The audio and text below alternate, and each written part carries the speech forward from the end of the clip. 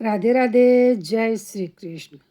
आज मैं आपको जब दूल्हा दुल्हन लेके घर आता है तो देव पितरों की धोख मार लेते हैं, उसके बाद देही धाम धोखने के बारे में बताती हूँ।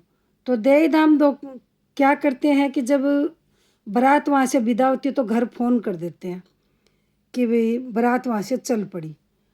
तो यदि 4-5 बजे लड़की आती, दुल्हन घर में आती है, तो घर की औरतें दिया चास के 5 पितरों के गीत तभी गा लेती हैं।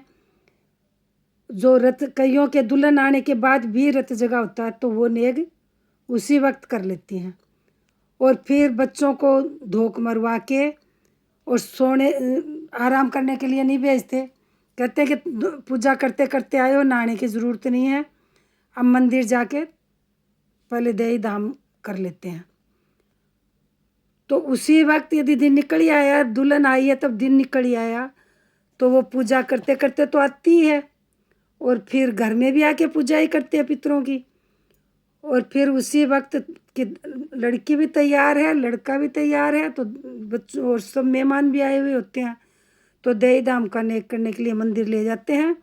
तो एक थाली में मिठाई और रोड़ी मोड़ी चावल, 1 घंटी पानी की लेके जाते हैं और अपने श्रद्धा अनुसार पैसे लेके जाते हैं।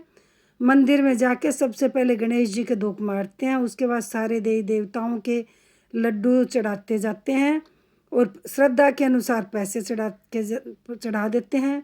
जो सभी देवी देवताओं के धूप मार लेते हैं, उसके बाद मंदिर के प्रांगण में ही, यदि मंदिर छोटा हो तो मंदिर के बाहर, नहीं तो मंदिर में तकरीबन ऐसा होता है कि मंदिर में ही इतनी स्पेस होता है कि शॉर्ट की वहीं खेल लेते हैं।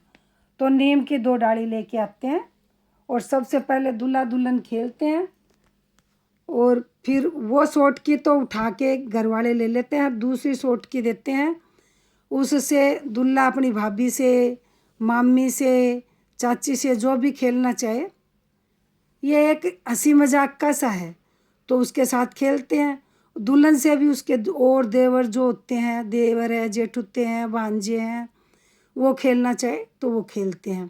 लेकिन दूल्हे दुल्हन ने जो जिस सोटकी से और सोटकी खेलते हैं वो घर लेके आते हैं, उसके पत्ते नहीं झाड़ते, वो संभाल के रख देते हैं, 1 साल तक घर में रखी रहती है। फिर जब घर आते हैं तो उनका कंगना खुलवाते हैं और जुआ खिलवाते हैं। तो उसमें क्या करते हैं कि एक परात लेते हैं, परात के अंदर 1 लोटा पानी डालते हैं, उसमें थोड़ा कच्चा दूध डालते हैं, थोड़ी हल्दी डालते हैं, थोड़ी हरी दूब या गुलाब की पत्तियां डाल देते हैं। और फिर पहले दूल्हा दुल्हन का कंगना खोलता है, फिर दुल्हन दूल्हे का खोलती है। उस टाइम ये गीत गाते हैं। जब दूल्हा खोलता है तो उसको एक कहते, तन्ने दूध दया से पालियो वो बनड़ा, डोरड़ो झट खुले तन्ने पिलंगा बैठ चुंगायो रे बनड़ा, डोरड़ो झट खुले।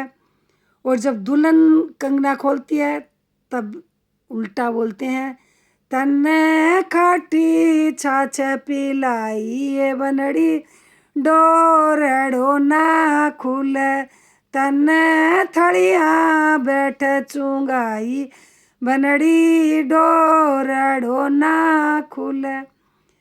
और फिर जब दोनों बच्चे, बेटा और बहू दोनों जब कंगना खोल देते हैं, उसके बाद उस कंगने को भी उस परात के पानी में डाल देते हैं और एक जो अंगूठी चांदी की बहू को पहनाई जाती है वो अंगूठी उसमें डालते हैं और फिर दोनों बच्चों का एक एक हाथ उस पानी में देते हैं और जो अंगूठी ढूंढ के लेके आएगा वही जीतता है। तो उस पानी में दिखता नहीं है क्योंकि उसमें दूध पड़ा है, कुछ हरी पत्ती या तो घास की डाल देते हैं या गुलाब की पत्ती डाल देते हैं, थोड़ी हल्दी डली हुई होती है, तो उसमें अंगूठी तो किसी को दिखती नहीं, लेकिन दोनों का हाथ उसमें होता है, तो वो जो भी ढूंढ के लेके आएगा वो जीतता है। ऐसे 7 बार करवाते हैं। लास्ट बार कहते हैं 7वीं बार लड़के को ढूंढनी चाहिए।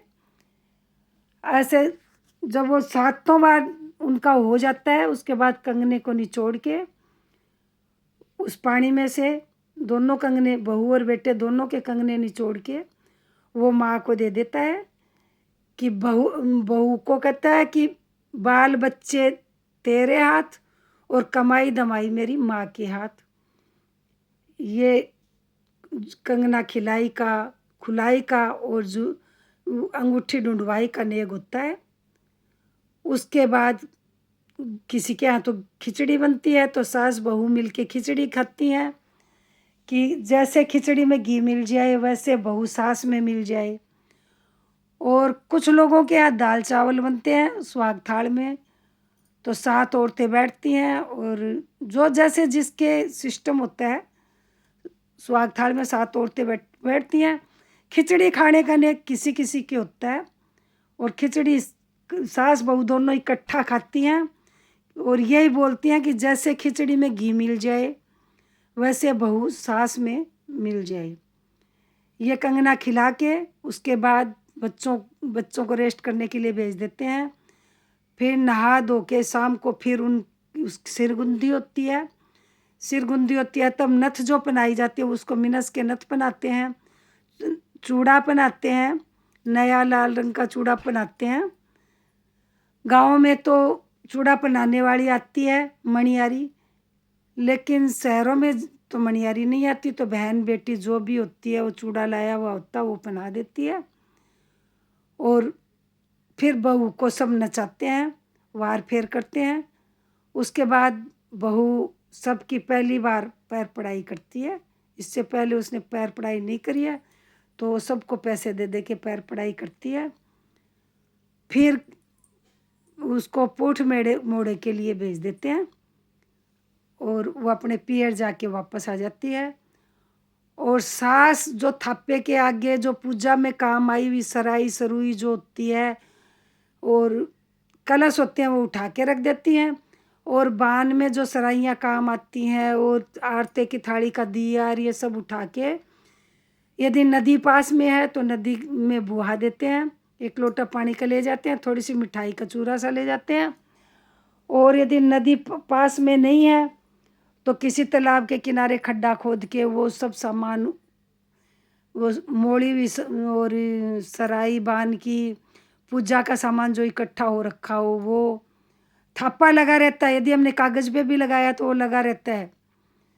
और उतारना हो तो उतार के घर में रखते हैं, उसको प्रवाहित नहीं करते थापे को। और कंगने माँ उठा के रख देती है और बाकी ये सामान जो पूजा का फूल फाल जो रखे हुए होते हैं वो सब इकट्ठे करके प्रवाहित कर जाते हैं या किसी गड्ढे में दबा देते हैं। उसके बाद 5 बदावे गाते हैं और 5 बदावे गाने के बाद शुभकामनाएं होती है, मंगल गीत होते हैं, जो भी जिसके बधाई के गीत होते हैं वो गा लेते हैं। इसके बाद अच्छा दिन बार देख के फिर 100 महीना करते हैं, तब कंगना वो जो बाकी की मोड़ियाँ बची हुई होती हैं वो खोलते हैं, तो वो अच्छा बार देख के फिर करते हैं। मेरा ये वीडियो आपको अच्छा लगा हो तो मेरे चैनल को सब्सक्राइब नहीं कर रखा हो तो सब्सक्राइब करें, लाइक करें, शेयर करें, बेल आइकन प्रेस करें, जिससे मेरा अगला वीडियो आपके पास जल्दी पहुँचे। अगले वीडियो में मैं आपको 5 बदावे के गीत सुनाऊंगी।